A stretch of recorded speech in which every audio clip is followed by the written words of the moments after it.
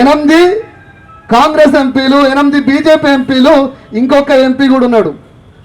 2024 December 9వ నాడు రాజ్యసభ సభ్యునిగా ఎన్నికైన ఆర్ కృష్ణన్న, మా ఆర్ కృష్ణన్న కూడా, అన్నా నువ్వు ఇప్పుడు బీజేపీ రాజ్యసభ సభ్యునివి, బీజేపీ రాజ్యసభ సభ్యుని హోదాలో నువ్వు రాజీనామా చేసి బీసీ రిజర్వేషన్ల కోసం ఢిల్లీ దాకా పోగలిగితే నరేంద్ర మోదీ ఎందుకు దీని మీద స్పందించాడు?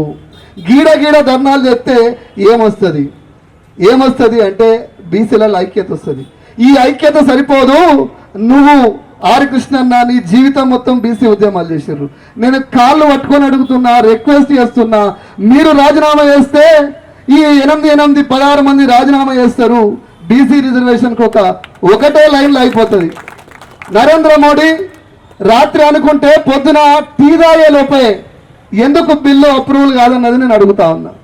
అన్ని తెలిసి మనం కొట్లాడుకొని మనం తిట్టుకుంటే ఏమొస్తుంది?